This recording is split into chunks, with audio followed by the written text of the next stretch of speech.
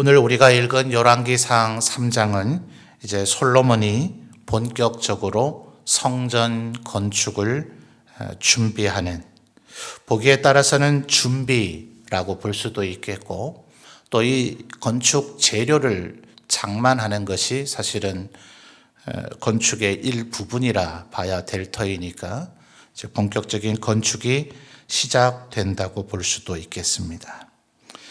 그래서 이스라엘의 서북방에 있는 두로와 시돈의 왕인 히람에게 이제 사신을 보내서 그곳에 목재를 얻어오는 그런 일을 시작하고 있는데, 이 일이 솔로몬 왕 때에 처음 있는 일은 아닙니다. 1절 하반절에도 보면 히람이 평생의 다윗을 사랑했다, 이런 표현이 있지 않습니까? 그래서 한번 확인해 보죠. 사무엘하 5장을 가보도록 하겠습니다.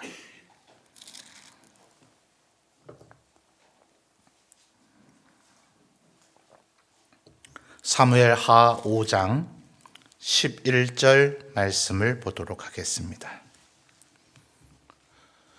사무엘하 5장 11절 말씀입니다. 앞에 스크린에도 나오네요. 자, 성도님들 읽어주세요. 시작.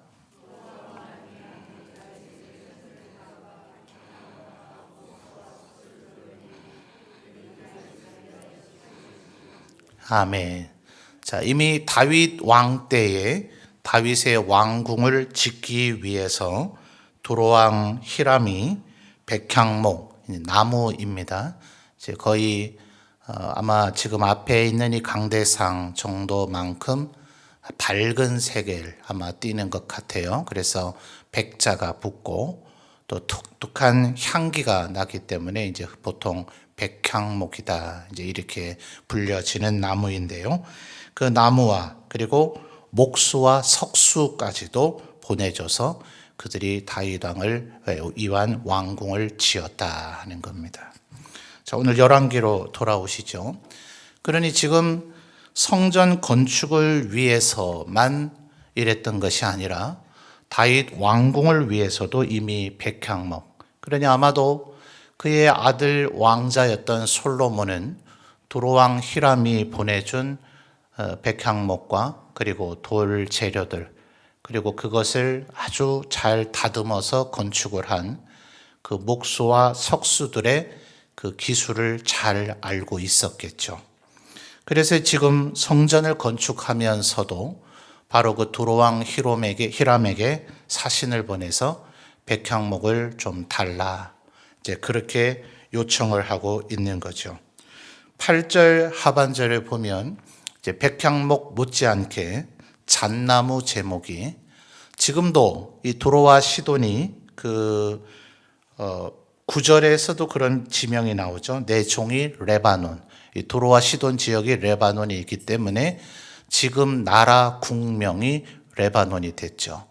그래서 지금도 레바논에 가면 아직도 이 굵고 아주 크게 높이 자란 나무들이 지금도 남아 있어요. 다 베어내지를 못할 정도로 수천 년이 지났는데도 그렇게 많은가 봐요. 그래서 종종 제가 말씀드리죠. 이스라엘 현지에서 지금 오래 체류하고 그 아들과 딸이 이스라엘 군 복무도 하고, 또 아드님은 이제 그 뒤에 우리 한국에서 또 언젠가 지낼 수도 있는 것 때문에 한국군 복무도 지금 하고 있는 그런 이강근 목사님이란 분이 계세요. 통합측 목사님이시기는 한데, 페이스북에 보시면 이분이 흔히 이스라엘을 여행 가봐야 빤한 루트로만 다니기 마련 아니겠어요? 패키지 여행을 가게 되면.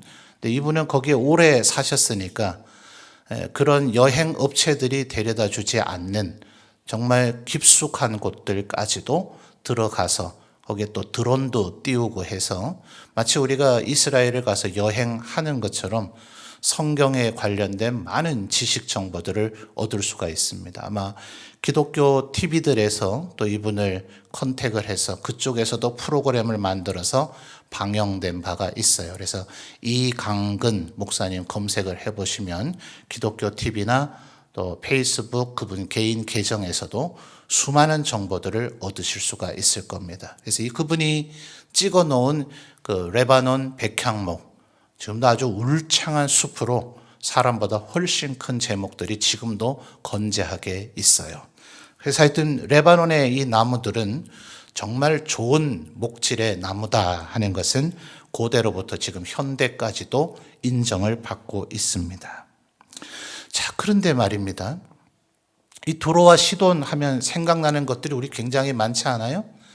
예수님 때도 이 두로와 시돈에 가서 예수님이 복음을 전하기도 하셨다 하지만 가장 우리의 마음에 걸리는 것은 결국 엘리야 선지자 때죠. 바로 이 두로와 시돈의 공주, 딸이었던 이세벨이 북이스라엘을 영적으로 완전히 괴멸 상태에 이를 정도로 타락에 빠지게 만든 겁니다. 훨씬 지금보다 후대의 사건이죠. 근데 어쨌든 두로와 시돈은 이스라엘입니까? 이방입니까? 이방이잖아요. 근데 사무엘하 5장에서 다윗 왕궁을 짓는데 레바논의 백향목을 쓴다. 그리고 그들의 목수와 석수를 데려다가 일을 한다. 그래, 그거야 뭐 왕궁이니까 우리가 이렇게 생각할 수도 있잖아요. 그러나 문자대로만 하면 그것도 율법의 위배라고 볼 수 있겠죠. 근데 오늘 지금 이 열왕기상의 상황은 더 심각하지 않아요? 와, 성전이 이스라엘 영토 안에서 생산된 건축 재료로 이루어진 게 아니었구나. 충격적이지 않습니까? 이방, 그것도 말씀드렸던 엘리야 선지자 때에는 가장 이스라엘을 타락에 빠지게 만드는 그 두로와 시돈에서 생산된 나무로 성전이 이루어졌더라는 거예요. 그것뿐만이 아니죠. 그들 역시 이 성전에도 18절에 보시면 솔로몬의 건축자와 히람의 건축자와 그발 사람이 이 성전 건축에 들어갈 돌을 다듬는 일들을 했단 말이에요. 그러니까 대표적인 이 성전의 문양을 만들고 아주 그 정교한 일들을 해야 되는 사람이 이제 다음 시간들에 이어서 나오긴 합니다만은 어쨌든 이들도 건축의 일원으로서 동참을 한 건데 아무리 허드렛 일을 아마 18절의 이 표현은 기초 작업이니까 그저 뭐 일용직 막노동자 수준의 그런 기초 작업을 한 것이라고 볼 수 있겠지만 아무리 그런 하찮고 간단하고 기초적인 일을 했다 할지라도 이방인이 하나님의 성전을 건축하는 일에 동참해도 되는가? 이제 심각한 신학적 질문을 우리가 던질 수 있게 되죠. 자, 그래서 이거와 관련된 어떤 성경적 해답을 얻기 위해서 디모데전서 4장을 또 좀 살펴볼 필요가 있을 것 같아요. 자, 디모데전서 4장으로 가볼까요?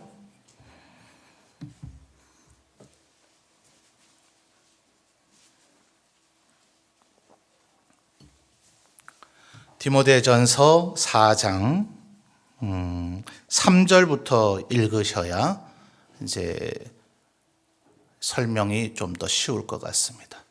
디모데전서 4장 3절에서 6절까지를 보도록 하겠습니다. 디모데전서 4장 3절에서 6절까지 4절 되니까 저하고 2절씩 교독해서 한번 읽어보죠. 3절부터 제가 읽을게요. 혼인을 금하고 어떤 음식물은 먹지 말라고 할 터이나 음식물은 하나님이 지으신 바니 믿는 자들과 진리를 아는 자들이 감사함으로 받을 것이니라.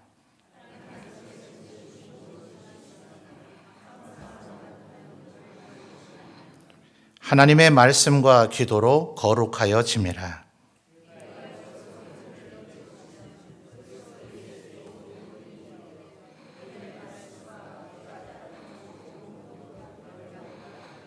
아멘.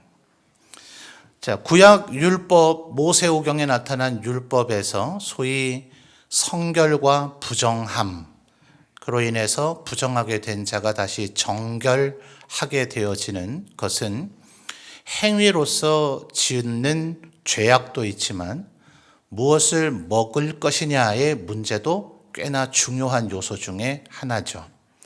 그래서 이스라엘 이 유대인들은 이걸 먹어도 되냐 안 되냐, 베드로의 사도행전 사건에서도 우리가 알 수 있듯이 주님께서 먹어라 라고 얘기를 하는데도, 그 율법을 주신 하나님이 친히 명령을 하시는데도 베드로는 먹기를 끝내 주저하고 있는 모습을 보게 되죠. 그래서 지금 3절에 이때 초대교회의 모든 기독교인들 사이에서도 여전히 이건 먹으면 안 된다.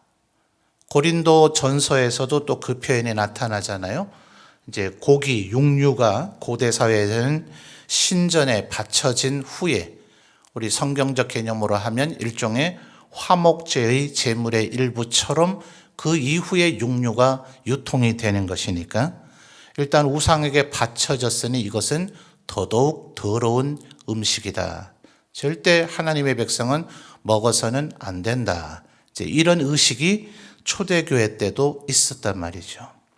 그러니까 지금 이 3절에 어떤 음식물은 먹지 말라고 하는 주장이 기독교인들, 초대교회 성도들 가운데서도 여전히 있었는 거예요.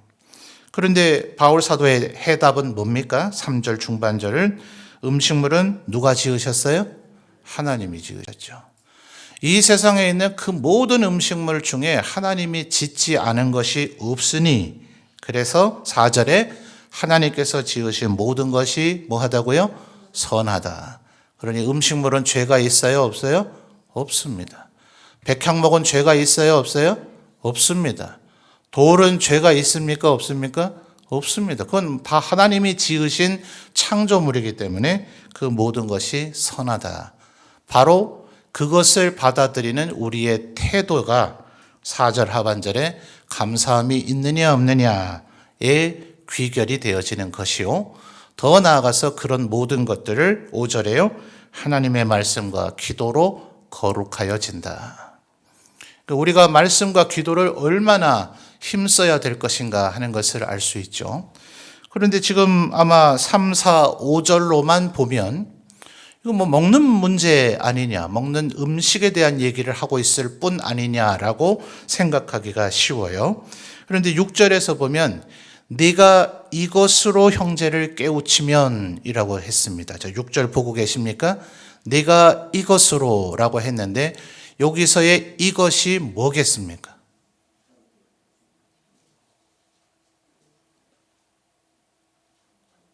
이런 식으로 큐티 공부를 할 겁니다. 6절에 지금 네가 이것으로 형제를 깨우치면 한 이것은 바로 5절에 있는 말씀과 기도죠.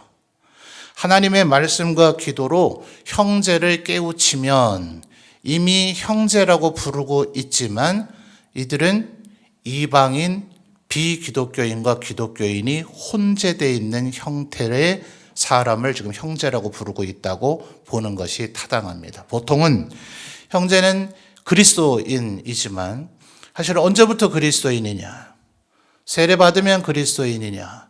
또 세례받은 후 3개월, 6개월, 1년 혹은 3년, 5년, 7년 언제부터 형제이냐? 혹은 아직 세례는 안 받았으나 나는 예수 믿기를 원한다, 당신들과 함께 예배하기를 원한다 라는 입술에 고백이 있으면 그때부터 형제이냐? 모호하잖아요.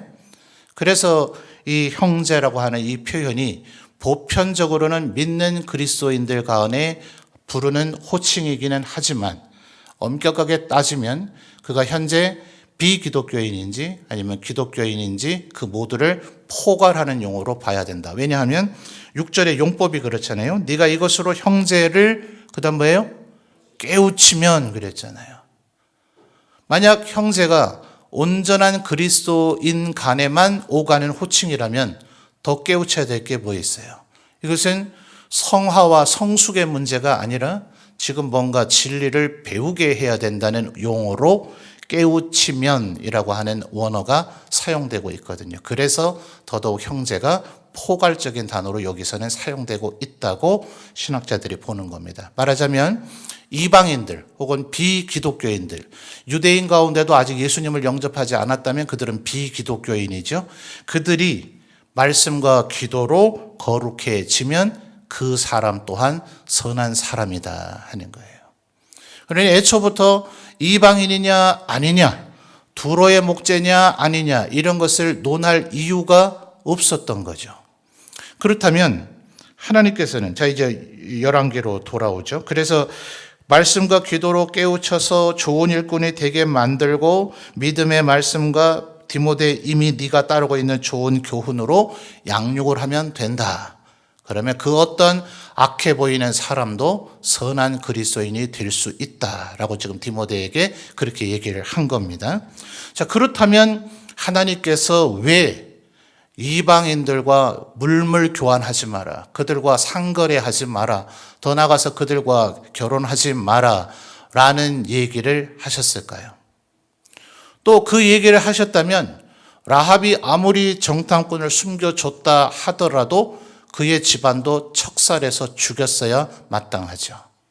또 기브온 족속들이 아무리 우리가 멀리서 왔다라고 거짓말을 해서 여호수아가 하나님의 이름으로 언약을 맺었다 하더라도 그들은 가나안 7 족속이 분명하니 그들 모두를 다 죽였어야 마땅하죠.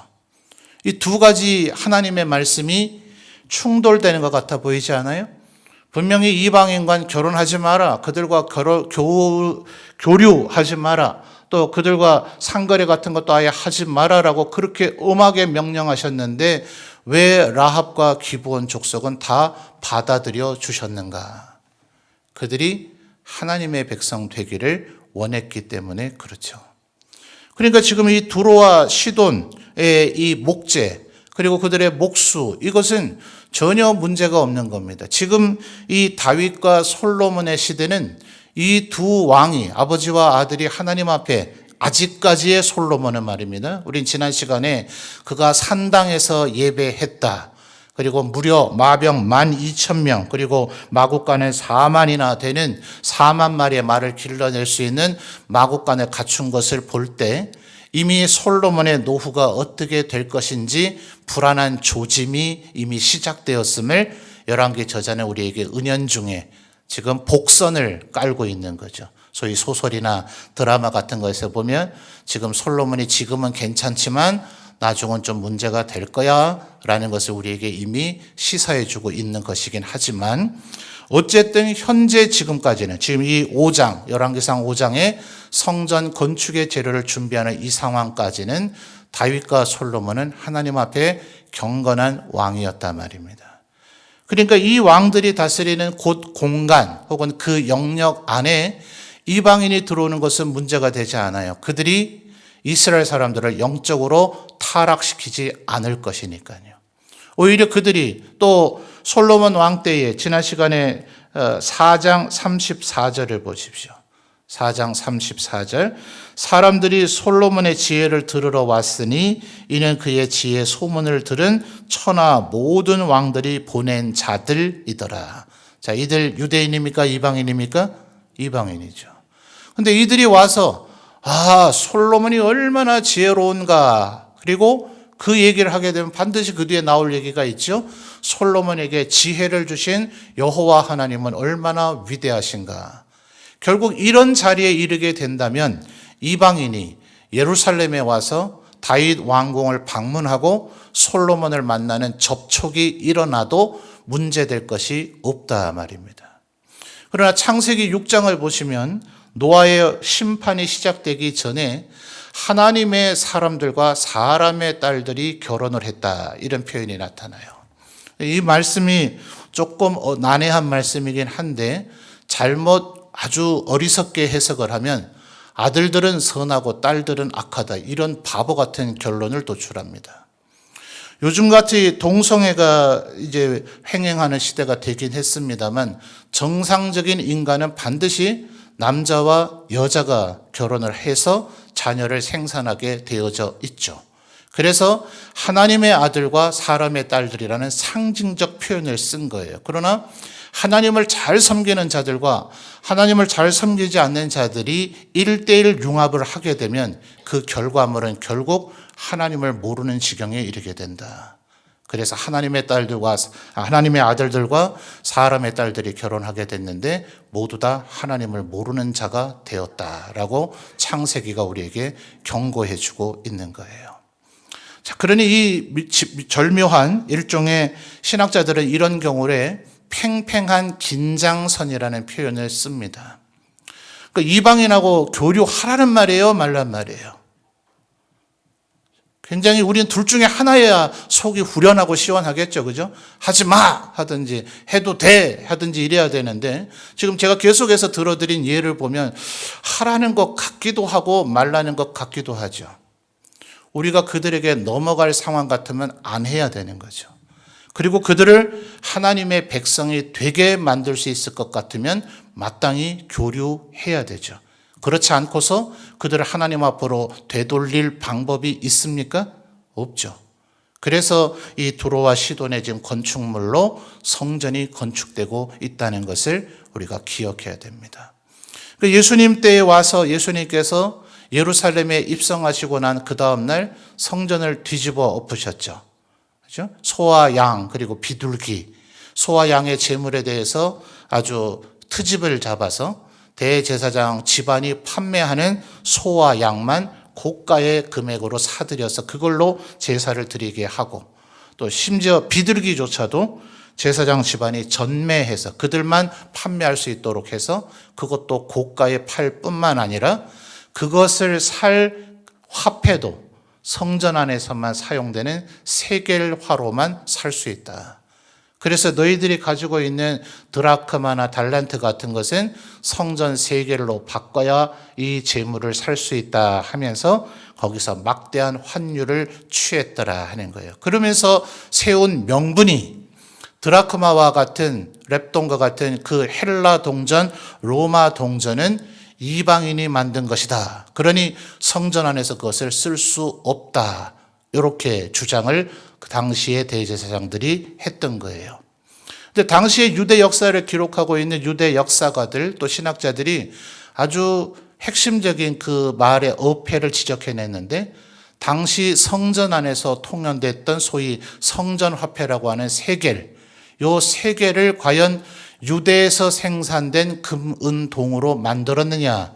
아니었다는 거예요. 재료도 생산되지 못했을 뿐만 아니라 세겔화 동전을 주조할 수 있는 기술이 없어서 그때도 누가 했을까요? 아이러니하게도 그때도 역시 두로와 시돈이 등장해요.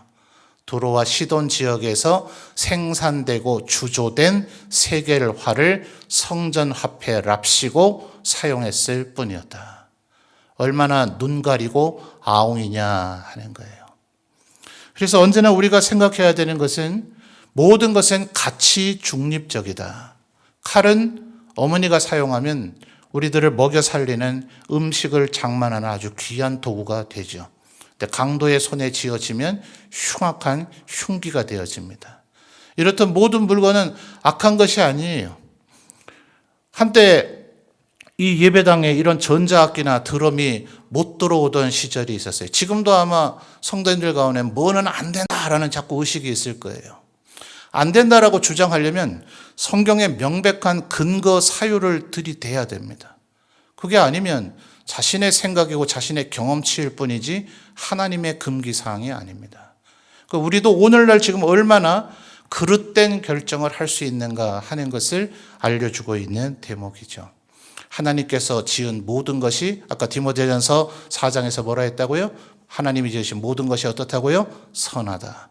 더더군다나 하나님의 말씀과 기도로 그것들이 거룩해진다.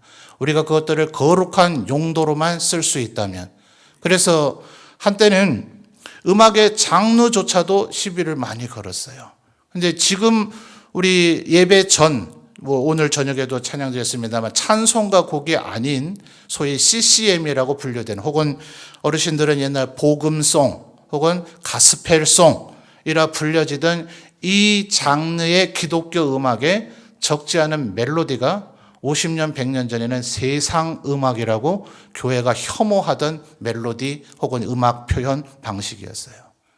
그러니까 그 모든 것이 결국 선한 겁니다. 하나님 앞에 선한 것이지 그 자체가 악한 것은 아니다 하는 것이에요.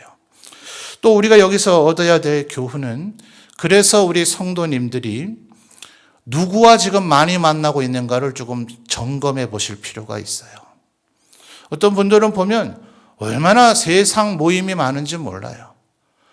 초등학교, 중학교, 고등학교, 뭐 청년, 뭐 대학, 뭐 직장, 또 동네, 또 심지어는 더 나가서 여자분들은 애 입학 동기 어머니들 모임이 있더만요.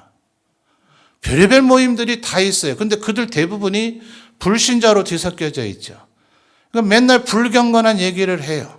단순히 술 마시냐 아니냐 요 차원의 문제가 아닙니다. 거기에서 내가 대화를 하고 있는 모든 대화의 초점 자체가 하나님께 영광 돌리고 내가 섬기고 희생하고 이런 얘기 안 해요. 어떻게 하든지 더 부자가 되고 어떻게 하든지 우리 집안이 잘 나가고 어떻게 하든지 뭐 주로 그런 얘기들밖에. 세상적 가치로 보면 굉장한 지혜를 나눌 수 있을 것인지는 모르지만 성경에서는 바울 사도가 그건 제일 어리석은 것이다. 요즘 새벽에 계속 지금 그 말씀을 나누고 있거든요. 바울 사도가 가장 어리석은 것이라고 얘기하는 것을 그런 모임들에게서는 주로 얘기를 합니다. 그러니까 그런 모임에 늘 동참하고 있으면 나도 모르게 그래야 되는 거 아닌가 그 생각밖에 들질 않는 거예요. 그리고 나서 하나님의 일은 열심을 한 적이 없고 경건하지 않으니 내 신앙은 왜 이런가, 왜 하나님은 나를 버려두시는가, 왜 잘못은 자기가 해놓고 왜 하나님 탓을 하죠? 우리 교회 가장 경건하고 가장 모범적인 분들처럼 새벽마다 교회 와서 기도하고 예배 시간마다 빠지지 말고 언제나 그리스도인들과 교제의 영적인 교제, 코이노니아든 구역예배든 전도회든 그런 교제들을 나누면 늘 머릿속에 생각이 어떻게 하면 하나님 말씀대로 살까? 어떻게 하면 하나님의 영광대를 올릴까? 내가 지금 부족한 건 뭘까? 이것만 늘 생각하게 되니까 자동적으로 경건해질 수밖에 없는 거죠. 바로 이방인들과 교류해야 될 것인가 말까의 문제는 바로 이 차원의 문제입니다. 그래서 우리들이 계속해서 밖에 외부에 있는 사람들을 여기에 초대할 수 있는 모임을 자꾸 만들어야 되는 이유가 바로 거기에 있어요. 여러분 혼자가 불신자, 예수님을 모르고 하나님을 모르는 사람들 10명 모인 데 가서 내가 전도해 봐야지. 아니요. 바울처럼 얻어맞고 죽지 않으면 다행이라니까요. 사도들도 그런 데 가면 늘 얻어맞고 늘 무시당하고 멸시당하고 그랬다고요. 예수 믿지 않은 사람 10명에 가서 10명 있는 사이에 가가지고 내 혼자 그 10명을 다 예수 믿게 만들어 봐야지. 물리적으로 하나님께서 특별한 은혜를 주시면 그 가운데서도 분명히 이뤄내는 사람이 있기는 있을 겁니다만 그들이 하나님의 은혜이긴 하나 그냥 아무 준비 없이 대책 없이 생각 없이 가서 그런 열매가 나타나지 않는단 말이에요. 그런 분들이 그런 열매를 만들어내는 데에도 얼마나 기도하며 평상시에 경건하며 연단되어 있는지를 들여다보면 이러니 하나님께서 열매 맺게 하시는구나 하는 게 나타나요. 그래서 보다 보편적으로는 우리들의 그 모임에 그래서 구역예배는 그런 확장성이 열려 있어야 돼요. 만약 그 구역예배에 구역원에 서너 명 모이는데 불신자가 그 자리에 10명 초대해서 오면 아이고 예수 믿는 분들 굉장히 분위기 좋네요. 이제 예배도 마친 것 같으니까 우리 맥주나 한잔하죠. 이런 소리 한단 말이에요. 그러니까 그렇게 하면 안 되겠죠. 우리들이 10명 있는 가운데 불신자 1명을 거기다가 모셔다 놓고 그냥 놀러 오세요라고 해야 돼요. 그걸 예배 드리러 오세요 이렇게 하면 누가 오겠습니까? 모임이 있으니까 오늘 우리 집에 와요. 음식도 맛있는 거 하니까 와요. 그래 그분은 이게 예배인지 뭔지 모르는 가운데서 와서 앉아 있다가 그리고 거기에서 우리 성도들이 거룩하고 경건한 얘기를 해야죠. 남 뒷담화하고 성도들 뒷담화하고 남들 세상 사람이 하는 온갖 욕이나 하고 음란하고 또 오직 탐욕과 관련된 그런 얘기만 하면 예수 믿는 사람들이 우리보다 더하더라. 이런 결과를 갖게 되죠. 그러니까 이미 우리가 악해버리면 이방하고 접촉하느냐의 마냐의 문제가 아닙니다. 이 열왕기에서 우리가 놓치지 말아야 될 것은 열왕기 왜 썼다고요? 왜 바벨론의 이스라엘이 망했는가? 일종의 징비록이란 말이에요. 이 앞으로 이제 계속 살펴보면 굳이 이방인들이 와서 그들을 미혹시키지 않아도 내부적으로 부패하니까 더 이상 세상 사람과 이방인들과 다를 바가 없어지는 거죠. 그래서 우리들이 이방인 불신자들을 접촉해야 합니다. 접촉하지 않으면 전도의 기회가 없죠. 그런데 우리가 먼저 준비되지 않고 우리가 내면적으로 악하거나 혹은 그들 많은 사이에 내가 거기 가서 어울리면 내 신앙을 지켜내면 그게 기적인 거죠.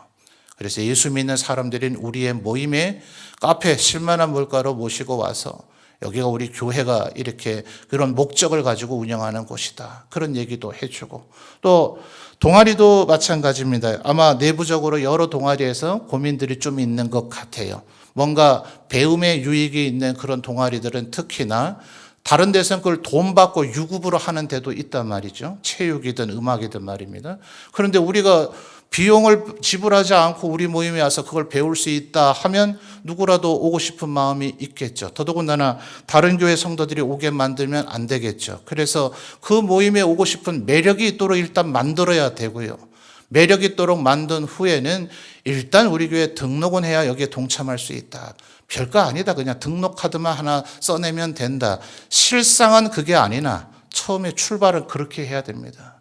네가 믿음의 결단을 가지고 이제 오직 그리스도만을 위해서 살겠다는 다짐과 헌신 속에서 세례받을 것을 각오해야만 이 동아리에 동참할 수 있다라고 하면 누가 오겠어요?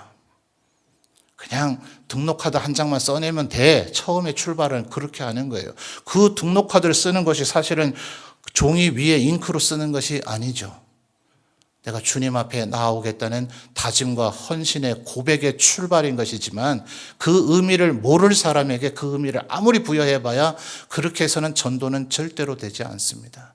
그래서 이 바로 두로와 시돈의 목재와 인력들을 통해서 성전이 건축되고 있다 하는 이 부분은 우리가 오늘날에도 수많은 불신자들과 뒤섞여 사는 우리 현대 그리스도인들이 얻어야 될 교훈이 많은 것이죠. 그래서 어떤 신학자는 마치 이 수많은 불신자들과 뒤섞여 사는 우리의 삶이 바벨론의 포로로 잡혀간 이스라엘 사람들과 같다. 다니엘과 세 친구들이 어떻게 했습니까? 그들과 뒤섞여 살아야 되기는 하지만 그들의 정체성을 잃지 않았다. 그래서 세상 사람들과 우리가 분리되어져서 살 수는 없습니다. 정신 바짝 차려야 되는 것은 그들과 뒤섞여 살고 있지만 그들과 혼합되어져 버리면 우리는 결국 하나님 그리스도의 몸에서 떨어져 나가게 될 것입니다. 세상 사람들과 뒤섞여 살고 있긴 하지만 구별되어져서 살아야 된다는 것. 이것이 바로 다윗과 솔로몬이 두로와 시돈의 목재와 석수를 활용하고 있다고 하는 이 상황 속에서 우리가 얻을 수 있는 교훈인 것입니다. 우리 모든 성도들이 이 세상에 살아가고 있으나 우리는 하늘의 시민권을 가진 사람이고 하나님의 도성을 바라보는 사람이며 이곳에서 그리스도의 이름을 증거하고 한 사람이라도 영혼 구원을 얻기 위해서 우리의 모든 노력을 경주해야 되는, 그래서 바울 사도가 뭐라 그랬습니까? 하나님과 산자와 죽은 자를 심판하실 그리스도 예수의 이름으로 명하노니 복음을 증거하라. 때를 얻든지 못 얻든지 증거하라. 명령입니다. 선택도 아니고 권유도 아니고 그 명령을 하면서 산자와 죽은 자를 심판하실 그리스도 예수의 이름으로 명령했다는 것을 기억하셔야 됩니다. 그래서 우리는 이 세상 살아갈 때 하나님이 이 세상에 보내놓은 대사, 그리스도의 대사라는 것을 기억하셔서 언제나 이 세상에서 내가 보낸 이유가 있을 거 아니에요? 우리나라 대사들을 일본에 보내고 중국에 보내고 미국에 보내고 할 때는 우리 정부의 그 대사가 그 나라에 가서 하라는 뭔가 일이 있을 거 아닙니까? 외교와 친선을 도모하고 아마도 모든 나라가 그렇게 할 거예요. 대사 외교 인력 가운데는 스파이들이 심겨져 있습니다. 그곳에 가서 우리나라에 필요한 그 나라의 정보도 얻어와야 되는 것이고, 그러니 우리는 이 세상을 살아가면서 언제나 하나님의 영광을 위해서 그냥 막 살아가면 안 되겠죠. 어떻게 하면 잘 먹고 잘 살고 호사를 누릴 것인가, 이게 우리의 목적이 되면 안 되겠죠. 주님이 우리를 천국으로 부르셔서 내가 너를 이 땅에 보내놓은 동안 네 임무를 얼마나 잘 수행했느냐라고 물으실 때에 내가 날마다 주님 앞에 설 날을 내가 기다리며 이렇게 최선을 다해 살았습니다 라는 보고를 하셔야 할 것입니다. 그날을 위해서 우리는 세상 사람과 뒤섞여 살고 있지만 그들에게 혼합되어져서는 안 되고 구별된 자로 살아가야 되는 하나님의 백성이다. 이 사실을 꼭 기억하시며 살아가시는 저와 여러분이 되시기를 바랍니다.